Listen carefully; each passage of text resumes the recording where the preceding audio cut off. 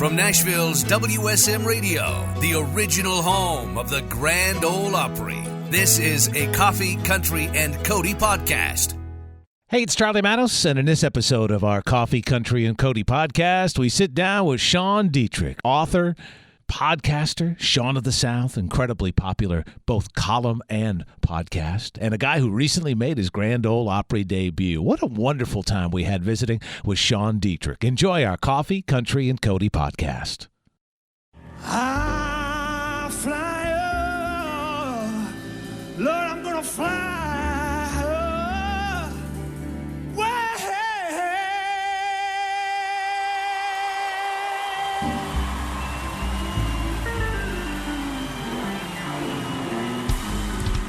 Thank you very much. Sean Dietrich, Grand Ole Opry debut. Going a little Pentecostal on me. I think his hand flew up a time or two like the Happy Goodman family. They could have passed the plate after that. I'm Watching just saying. Gospel Jubilee on Sunday morning before we went for even more church. That's right. Too much Jimmy Swaggart. And you have written, Sean of the South, this cannot be real. I am not here. This is not reality. I am not Opry material. I have red hair, buck teeth, and a big nose. So I look like a guy sniffing a tomato. This is a dream. Now I'm in my dressing room. They tell me this room has been used by debuting artists since 1900 and forever. And there's no telling who's changed their skivvies in this room. Alan Jackson, Garth Brooks, Reba. Dolly might have changed her underwire in this very room. Someone remarks. My cup runneth over. I was hoping think someone that's would catch cups. the double Cups. entendre. Yeah, see, thank you. The single entendre. Welcome, Sean. Hey, thank you. This is a real pleasure. And we all share a friendship with a guy named Rob Simbeck, who I'm sure is listening. If he's where he can, he is love listening. you. And he wrote the sweetest commentary post-show about you. And you say your friendship goes back to... He when I started writing, I got an email from him, and I'd never met him before or heard about him or anything, and he just wanted me to know personally that he believed in me and thought that I was going to do something good with this writing. And I thought, man, that's really nice, but who is this guy? So he called me, and we had this phone conversation, and he has been an instrument of encouragement to me the whole way through. And that he was there at the Opry at all really blew my mind because he's so important. But yeah, Rob Simbeck, I hope he's listening. Well, and he mentioned in recounting your story that you lost your father to suicide when you were 12 years old, and you were a Missouri kid that then was transplanted to Florida. That's right. Correct? That's right. Yeah, my dad shot himself when I was 11 years old, and it was the most pivotal and horrid moment in our life. We actually lived in Spring Hill for a hot minute because he was one of the iron workers who built the GM plant, which was one of the first times I ever went to the Opry. But his death was so impacting in not just my life, but in my writing and my music and the books and stuff. Was he at home when that happened, or he had where were you when he died? Well, it was a really bad last night. He was I guess you'd call it today bipolar. Back then they just didn't have a word for it, or maybe they called it manic depression. He came home one night and he was pretty abusive and in a bad way, and tried to kill my whole family. And to uplift all your listeners out there, the cops hauled him away. The last image I have of him is getting into a police cruiser and riding away forever. And the next morning, his brother posted bail to get him out of jail, and my dad found a gun in my brother's house, and that was the beginning of my life. That was the beginning of my adulthood. The end of his and the beginning of yours in so many ways. That changed everything for me, and it's a traumatic event. It's a horrible event, but it made me who I am, and it has become the most defining characteristic of who I am. Tell me about your mom and your siblings. They're the strongest people I know. My mother was there at the Opry. She's one of the first people standing. I could see her in the wings. And it was just awesome. She is so strong. What's your mama's name? My mother's name is Janice, but we all call her Sue, and all her family calls her Susie. My sister, same thing. Well, I dropped out of school when I was in 7th grade because of all the junk that I went through. My sister dropped out of school when she was in kindergarten and didn't learn how to read until she was in her mid-20s. And so my family has come through a lot of adversity. So the fact that I was on that stage a few nights ago was so profound in the scheme of things. And you really found solace in writing early on, right? Yeah. How old were you when you remember thinking, everything I'm feeling can be let out on paper? I think I was 14 years old, and my mother had bought me a little green typewriter. And I would get up in my bedroom and I would type. Now it sounds so ridiculous because everybody's got laptops and phones, but the typewriter was really pretty cool. And so I would write. And I remember writing things and realizing that I would process things in a different way when I write them and feel differently when I wrote. And so writing has been the greatest therapy of my life. I've written so much about the Grand Ole Opry. Actually, the next fiction novel that I had written that's still in the editing processes is about an underprivileged child who goes to the Grand Ole Opry. This was a year ago before anybody had called me and said anything about me going on the Grand Ole Opry. I'd never thought me on that stage. But so a few days before I went to the Grand Ole Opry, I had just submitted the final manuscript edits for the latest novel, and both my editors were there in the audience that night, and they came, hugged me afterward. There were a lot of tears exchanged. Wow. So how many books now? 7? This will be 8? Or am I? I think 15, actually. Oh, wow. Yeah, I've got a compulsion. As Barney would say, a compulsion. That's right. That's right. A compulsion complex. That's what you have. Acapella. Yes. No, it's a high-powered microphone, Sean. That's right. So you back off and just no.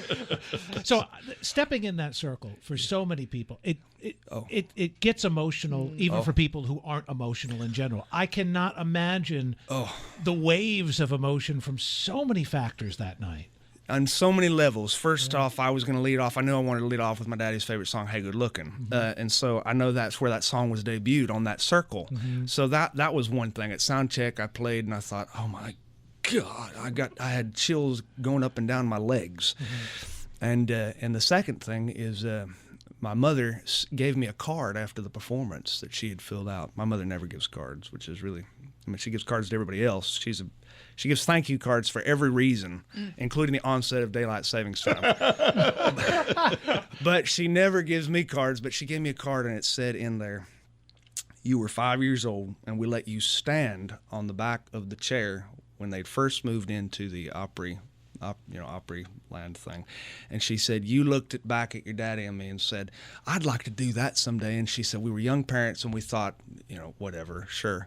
Yeah, you can do that someday." And she said, when she was sitting in the same section where we had sat, she watched me on the stage, and so lots of full circle moments. If you don't dream it, it can't come true, huh? Yeah, that's true. Yeah. Where'd you grow up in church? It was a Baptist church, and it was a little tiny church. It was That's my people, Charlie. It was about the size of this room, really. My daddy may have pastored there. You do look familiar. What was your mother's maiden name? She is a Robinson. Is that Lee and Ola's girl? Yeah. Probably related. Yeah. Yeah, so church is that's where I learned how to play music. I was 9 years old. My daddy bought my first piano. It was out of the classified section of the newspaper, and he and his ironworker buddies moved it downstairs into the basement, and he paid his buddies to move it with cases of beer. And so the piano had fallen down the stairs 3 separate times. But I played it all, and I enjoyed playing in church. Nobody really expected much out of me, and so far no one's been disappointed. But I hope some of them church folks were watching. That's amazing. Sean Dietrich is here. Coffee, Country, and Cody. Charlie Matos, Kelly Sutton made his Opry debut this past Friday. Of course, columnist, novelist, podcast host, and guest on WSM Radio and Circle Television. Sean Dietrich is our special guest. 9:17 in America's Music City. Columnist, novelist, podcast host. How did all this become a reality in your life, the success you've enjoyed? Because, Mike Terry pointed out, it's one thing to get a standing ovation. It's another thing to get 2 standing ovations. It's altogether different when you get 3 on your debut at the Grand Ole Opry. Man, oh man, it just shows you how low people's standards have sunk. How many did Hank get? 6 or 7, Charlie? What did Jimmy Dickens say? 6, I believe, 6? is the record. Okay. Yes. Yeah. All right. Yeah. Mm-hmm. Well, no, I'm not sure. None of this is real. Nothing feels real. Being here, sitting across from you, and this is just bizarre. But I'm not sure how it started, and I'm not sure where it goes. But I really do mean it. I just am proud to be here, and I've always wanted to say that. That's what Minnie Pearl used to say. Yeah. Just so proud to be here. That's right. When you were writing, did it ever occur to you, hey, this could be a song? Is that how the music started, from the writing to writing songs? Or Well, I don't write many songs. The songs that I come up with, usually they're parodies meant to make people laugh at the shows I do. So it's about the tortures of being a Baptist, or I think I wrote a song about a wig my mother had at one point. So I'm not a very good songwriter.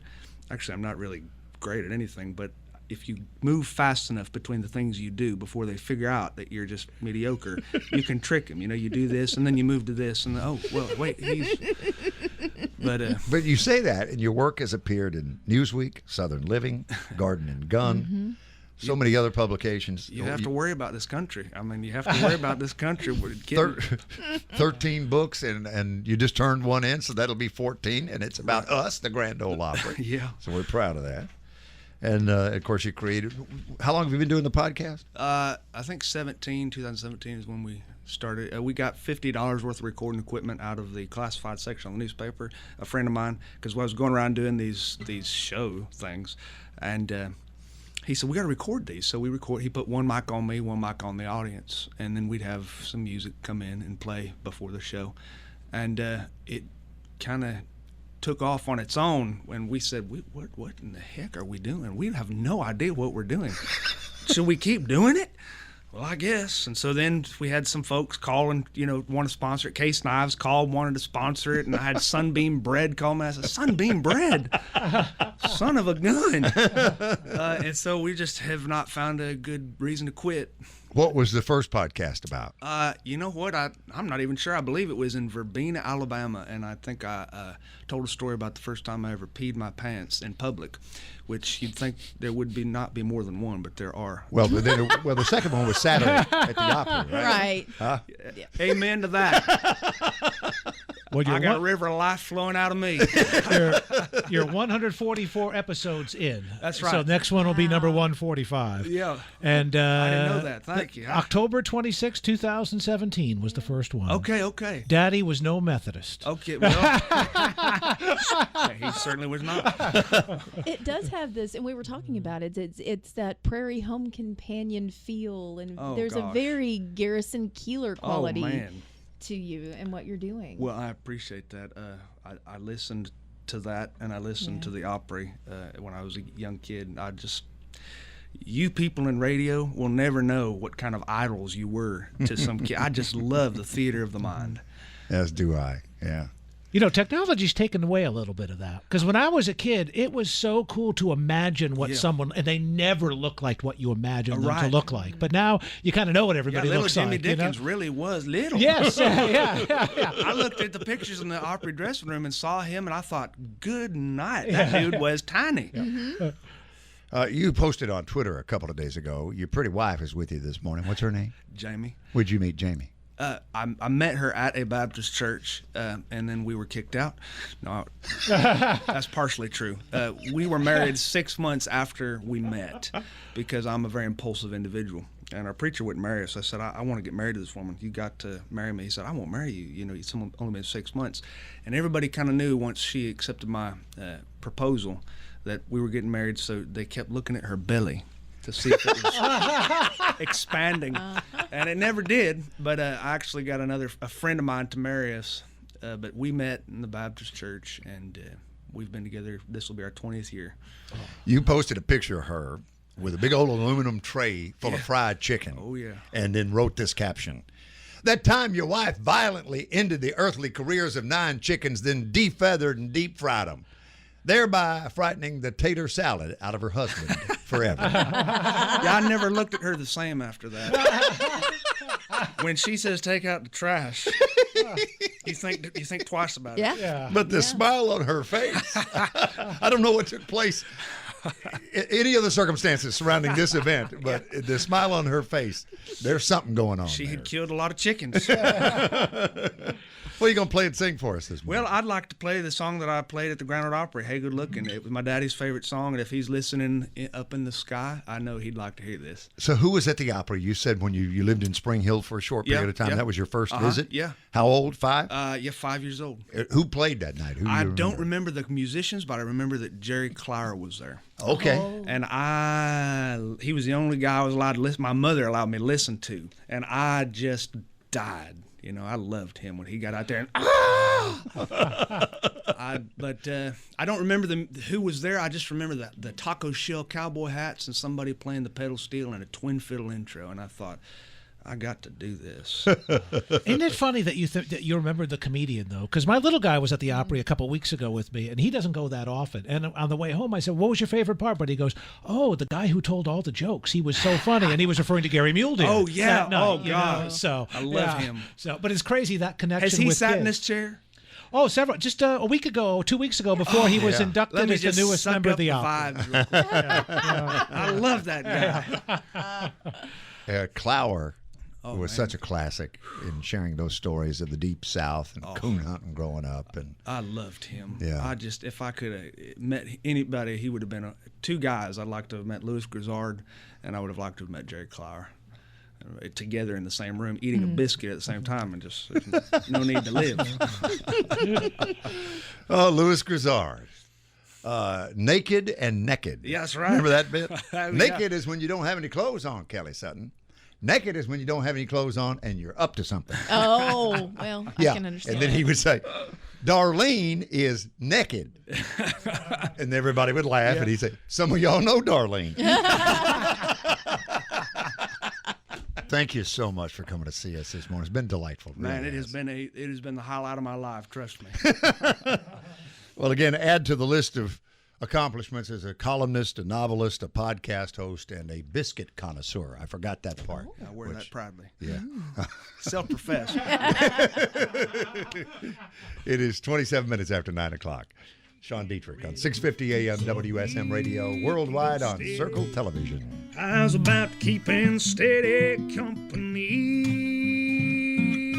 Thanks for listening to the Coffee, Country, and Cody podcast. Make sure to subscribe so you never miss an episode. And please leave us a 5-star review. This podcast was produced through the facilities of WSM Radio in Nashville, Tennessee. The hosts of Coffee, Country, and Cody are Bill Cody, Charlie Matos, and Kelly Sutton. Producer Eric Markham. WSM General Manager and Director of Content and Programming, J. Patrick Tittle. Copyright 2023. Opry Entertainment Group Holdings, LLC.